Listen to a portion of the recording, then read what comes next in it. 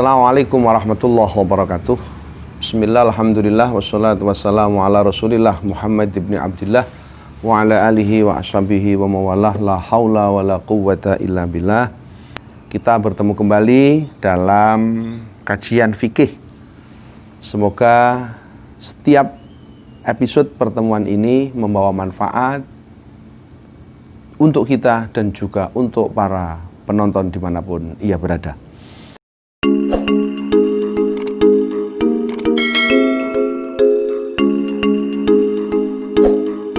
Bismillahirrahmanirrahim.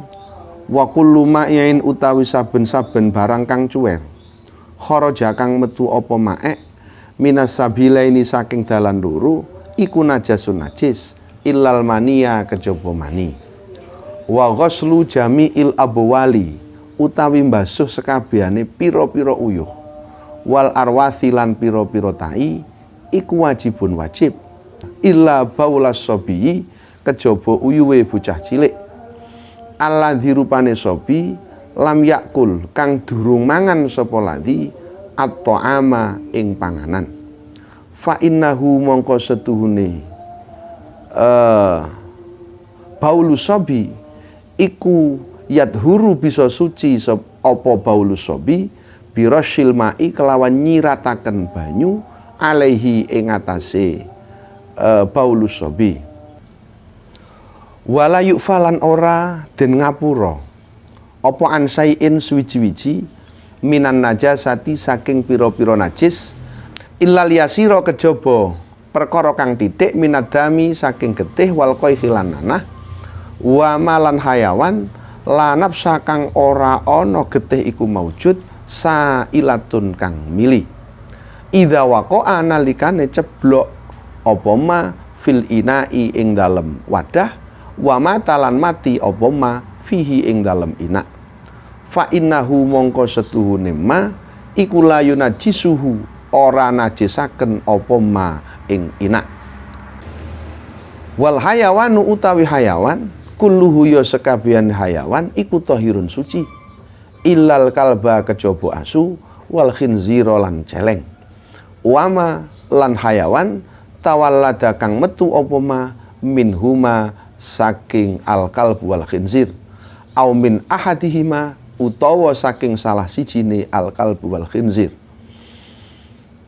wal maitatu utawi badang kulluha ya sekabehane maitah iku najasatun najis illa samaka kejaba iwak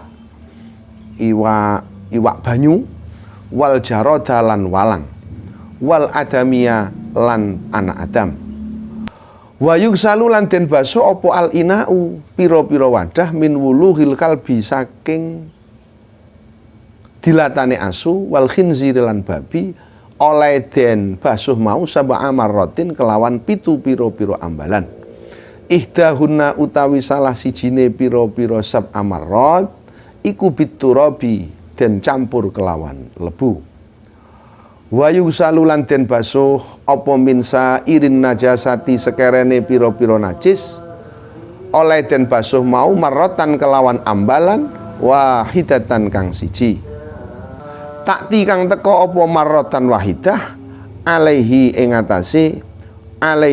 atase sairin najasat wasalatsu utawi basuh kaping telu iku afdalu luweh utama wa takhallalat lan dadi cokak wa idza takhallalat lan nalikane dadi cokak apa al khamratu arak binafsiha kelawan zate khamrah tahurat mongko suci apa khamrah wa idza takhallalat lan nalikane dadi cokak apa khamrah bitorhi syai'in kelawan nyemplongaken suwiji-wiji fiha ing dalam khamrah lam tadhur mongko ora suci apa khamrah. Bismillahirrahmanirrahim. Faslun wa kullu ma'in kharaja minas sabilain najasun illal mania. Segala sesuatu yang keluar dari dua jalan baik itu jalan depan maupun jalan belakang, itu hukumnya najis. Jadi uyo, het, tai, dan lain sebagainya itu, maka hukum benda-benda ini adalah najis. Sekalipun dari sesuatu yang langka sekalipun, ya sesuatu yang najis ya. Kecuali ada benda-benda yang utuh. Satu misal ki, kalian ngising tapi sing mbok tokno nekeran. Satu misal, maka neker ini tidak dihukumi sebagai sesuatu yang najis. Ia disebut mutanajis atau benda yang terkena najis. Cara mensucikan, selesai, ambil kelerengnya, kemudian kamu sucikan, kamu bersihkan, maka ia tidak dihukumi najis. Tapi selain itu, gitu loh, selain benda-benda padat seperti ini, maka hukumnya najis. Apa yo nguyuh, apa yo ngising, apa yo macem-macem, iku kabeh najis, gitu loh. Tapi nek kalian nguntal kelereng, satu misal, kan keluar bentuk kelereng, atau kalian menelan apa begitu, batu mutiara atau apapun keluar masih utuh, maka dia tidak dihukumi sebagai sesuatu yang najis. Dia mutanajis, Anda boleh untuk bersihkan itu. Nah, ada yang dikecualikan dari ini semua, apa? Sperma. Sperma ini keluar dari dua jalan. Dia tidak dihukumi sebagai sesuatu yang najis, tapi sebagai sesuatu yang suci. Sehingga sperma yang mengenai sarung, sperma yang mengenai celana, sperma yang mengenai sidi atau apapun itu, maka ia tidak dihukumi sebagai benda yang terkena najis. Berarti nek ngono sholat pakai sarung yang terkena sperma boleh? Boleh. Anda sholat menggunakan celana yang terkena sperma bagaimana? Boleh. Itu gak apa-apa, karena sperma itu hukumnya adalah suci. Oke. Wa ghuslu jami'il abwali wal arwath wajibun. Membasuh semua kotoran, baik itu air kencing ataupun berak, ya. Membasuh itu maka itu hukumnya adalah najis. Baju kena uyuh, Anda harus sucikan. Baju kena tai, Anda sucikan. Baju kena teletong, Anda sucikan. Baju kena telek pitik, Anda sucikan. Sarungmu kecipratan uyuwe wedhus, Anda sucikan. Jadi semua yang masuk dalam kategori ini, ya. Jadi semua air kencing, semua kotoran yang keluar dari dubur itu wajib Anda membersihkan ketika mengenai baju kalian, mengenai sarung kalian. Tidak hanya kotoran manusia, gitu loh ya. Jadi semua kotoran hewan, ya, mulai dari ayam, kambing, sapi, termasuk kita sebagai manusia. Ketika kotoran-kotoran ini mengenai sarung kita, mengenai baju kita, mengenai celana kita, maka wajib untuk kita bersihkan. Nah, ini harus kita sucikan semua, kita cuci, kita bersihkan. Oke. Kalau begini, ada yang tanya, kalau yang terkena najis hanya di baju sini Ustadz, satu misal nih, yang terkena air, yang terkena najis hanya di baju ini toh, iki toh kenaan uyuh sapi, kecipratan gini, bagaimana? Apa harus semua? Tidak. Cukup yang ada di sini ini, kamu lepas bajumu, yang ini toh, yang sebagian ini disucikan, dihilangkan hakikat najisannya, baik itu warnanya, rasanya atau baunya itu sudah hilang, maka cukup ini disucikan di sini. Tidak harus seluruh baju. Nah, ini cara mensucikan benda-benda yang terkena najis. Cuma ada yang dikecualikan. Apa? Illa baula sobi ladzi lam yakul at-ta'am fa innahu yadhuru birasyil ma' ngaleh. Ini ada yang dikecualikan cara mensucikan yang saya sampaikan tadi itu. Kudu disuceni, kudu pakai air yang mengalir dan macam-macam itu. Ini ada yang dikecualikan. Apa? Uyuwe bocah cilik. Anak yang belum makan apa-apa kecuali dari ASI. Alladzi lam yakul at-ta'am. Anak yang belum makan makanan apapun, nah, kecuali hanya air susu ibu tok. Jadi air susu, jadi anak yang berumur 2 bulan, itu kan masih minum ASI. Nah, anak yang masih makanan pokoknya masih berupa ASI, maka ketika ia mengenai lantai satu misal, ini cukup apa? Birosilma, kita siratkan air nang kono, disiram di situ, selesai. Itu suci Ustadz, suci. mek cukup tok iku. Dadi katakanlah nih lantai di rumah di masjid satu misal, ada orang bawa anak ke masjid atau ke musola atau ke tempat ibadahnya di rumahnya sendiri. Kemudian anak tersebut ngompol nang kono. Ya, ini kemudian mengenai yang ada di lantai itu. Ya apa caranya? Cukup diserati air tadi. Pior selesai. Suci wis iku. Tapi syaratnya anak ini belum makan apa-apa. Anak laki-laki kecil syaratnya ya. Jadi bocah lanang cilik bukan perempuan. Kalau perempuan sama dengan hukumnya orang dewasa. Ini laki-laki. Jadi satu syaratnya harus anak laki-laki. Ini syarat. Dengan cara disiratno yo. Dua, anak tersebut belum makan apa-apa kecuali dari asinya, dari asi ibunya. Ini. Atau boleh dari makanan lain dengan cara itu, yang penting tujuannya bukan sebagai makanan pokok. Bocah cilik diwehi panganan bukan makanan pokok apa? Mungkin diwehi jamu. Itu kalau bahasa kecil saya dulu itu dicekoki pakai kunir dan yang lain. Itu bukan sebagai makanan pokok. Dalam bahasa agama disebut taghdi, sarapan. Nah, sebagai makanan pokoknya. Jadi sebagai jamu tok itu gak apa-apa. Syaratnya ini, laki-laki ya, dua, belum makan apa-apa kecuali ASI. Tiga, andekan ada sesuatu yang masuk ke dalamnya, itu bukan sebagai makanan pokoknya, tapi sebagai sesuatu yang berfaedah lain, dingin jamoni, kalau bocah semblenget apa ya apa. Nah, dulu kan anak-anak dulu kan hanya dikasih dicekoki kunir, kencur, ya, temulawak, kemudian dicekokno itu. Maka ini makanan ini bukan sebagai makanan pokok. Sehingga ini menyebabkan orang boleh kita di dalam mensucikan bajunya, mensucikan lantainya cukup diserati pakai air, tidak perlu diucek, tidak perlu macam-macam. Ini begitu air menggenang cukup dibersihkan pakai anduk, selesai. Ini dalam mensucikan najis anak yang saya sampaikan tadi itu syaratnya. Wala yu'fa an syai'in minan najasat illal yasiro minad dam wal qaih wa ma la nafsalahu sa'ilatun idza waqa'al fil ina wa mata fihi fa innahu la yunajjisuhu.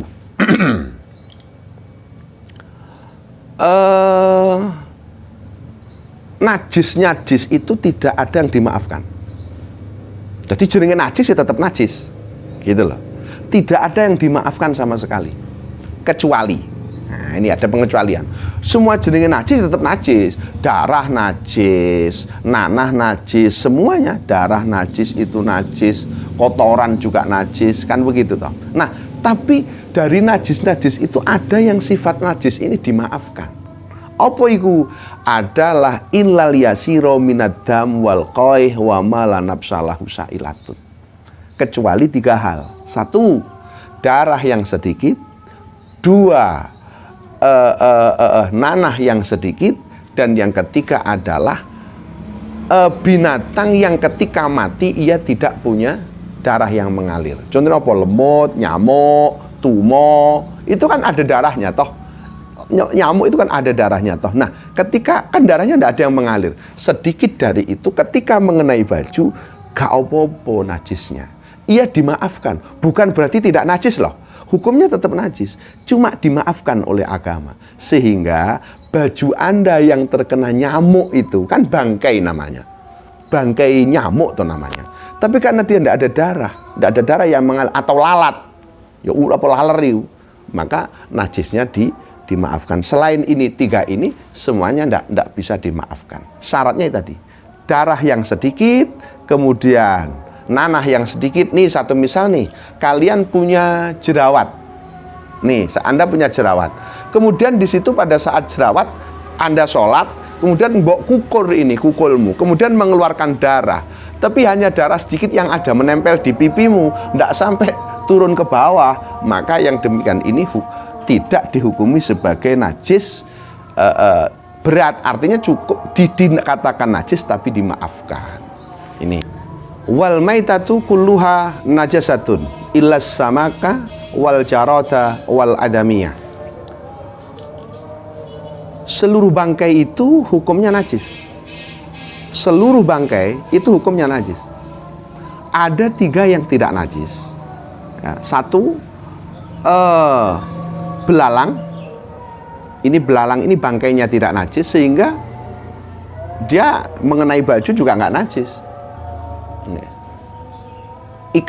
Ikan yang hidup di laut, ikan hidup semua ikan yang hidup di air, ya, ini mati di laut. Ada ikan, kalian punya ikan gurame mati di kolamnya, itu ndak najis, sehingga dikonsumsi pun halal, gitu loh. Dikonsumsi halal itu.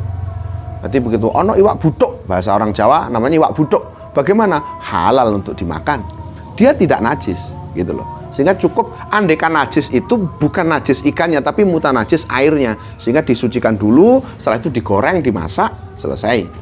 Ikan yang ada di laut juga begitu. Semua ikan-ikan yang ada di laut itu baik masih hidup maupun sudah mati, termasuk bangkainya itu tadi, halal untuk dikonsumsi. Bab ini sejalan dengan hadis Rasulullah ini. Jadi semua yang ada di laut itu halal ikannya, termasuk halal bangkainya. Nih, nah belalang juga begitu. Nah, manusia ini juga tidak najis. Jadi umpama ono menungso kok mati, dipegang oleh orang yang saat itu sedang berwudu, ya gak apa-apa, gak najis. Sehingga tangannya tidak perlu untuk dikapak-kapak, disucikan apa tidak. Ya selesai, orang namanya juga orang tidak najis. Jadi ada 3, 1 belalang, 2 binatang atau ikan yang hidup di air, baik itu air tawar maupun air asin ataupun air apapun, pokok ia hidup di situ, maka dia tidak najis. Dan yang ketiga adalah jenis manusia, maka itu hukumnya juga tidak najis. Oke. Wayug salul ina'u min wulughil kalbi wal khinziri sab amarat ihdahun nabi turab. Najis ini benda-benda yang terkena jilatannya anjing, terkena jilatannya babi, itu wajib dibasuh 7 kali. Yang salah satunya dicampur dengan debu. Satu misal nih, celana kamu ini barusan digigit oleh anjing, kamu dikejar-kejar anjing, kemudian kamu digigit tapi mengenai celananya. Bagaimana? Kalau celana ini masih ingin kamu pakai, maka celanamu itu harus kamu sucikan dengan 7 kali. Nih, atau mungkin ompreng ya, atau wajan kalian. Ini kemudian ada anjing yang jilat-jilat di situ, ada babi yang jilat-jilat di situ. Nah, maka semua benda yang terkena jilatan ini, yang terkena gigitan ini, hukumnya najis mughaladhah. Sehingga cara mensucikannya harus dibasuh 7 kali. Ihdahun nabi turab, yang salah satunya dari sekian basuhan ini harus dicampur dengan debu. Makanya ditaruh di awal debunya, jangan di akhir, nanti kotor.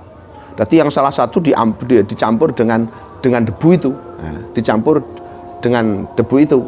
Nih, nah, sehingga lek neng awal iku wis karo debu, maka di belakang nantinya iku yang 6-7 kali itu sudah dalam keadaan suci sekaligus bersih. Nah, kalau ditaruh di akhir nanti kotor, suci tapi tidak bersih. Makanya cara menaruhnya harus di awal. Pernah ada pertanyaan, apakah posisi sabun kan kalau pakai debu bisa kotor sehingga warna putih bahkan bisa nanti lepek warnanya. Boleh apa enggak diganti dengan sabun? Ada sebagian pandangan, sekali lagi harus kamu pahami, ada sebagian pandangan yang menyatakan bahwa debu itu bisa diganti dengan Soklin, ya, atau dengan sabun merek apapun, sehingga itu dibersihkan dengan itu, yang 1 kali itu, baru yang berikutnya tidak perlu pakai sabun, tidak perlu pakai Baiklin atau macam-macam itu. Ini ada pandangan yang menyatakan demikian. Mengapa? Karena konon gitu loh. Mengapa pakai debu? Ini karena konon debu ini bisa menghilangkan bakteri-bakteri yang ada di mulut-mulut babi, di mulut-mulut anjing. Sehingga kalau tidak pakai debu tidak bisa bersih. Tapi ada sebagian pandangan yang menyatakan sepanjang 7 kali ini sudah ada campuran dari sabun-sabun itu, maka itu sudah dianggap mencukupi. Ini berikutnya, wayug salu min sa'irin najasat marratan wahidah ya'ti aleh. Sementara untuk najis-najis yang lain, satu misal nih, baju kamu sudah kotor ya, najis, terkena air kencing, terkena apa begitu, maka cara mensucikannya cukup 1 kali basuhan. Tapi dengan cara airnya didatangkan. Arti datangnya airnya mengalir. Jadi baju di bawah airnya digerujuk gerujuk, maka ini suci. Tapi kalau airnya kamu taruh dulu kemudian bajunya dicelup maka ini tidak bisa suci. Artinya datangnya air dengan datangnya baju mempengaruhi terhadap kondisi air. Kalau bajunya di bawah airnya didatangkan, digerujuk maka ini menjadikan baju itu suci. Tapi kalau airnya dulu baju kamu datangkan, maka air ini tidak akan bisa menjadi suci. Mungkin itu yang dapat saya sampaikan. Ada kurang dan lebihnya mohon maaf. Wallahul muwaffiq ila aqwamit thoriq. Assalamualaikum warahmatullahi wabarakatuh.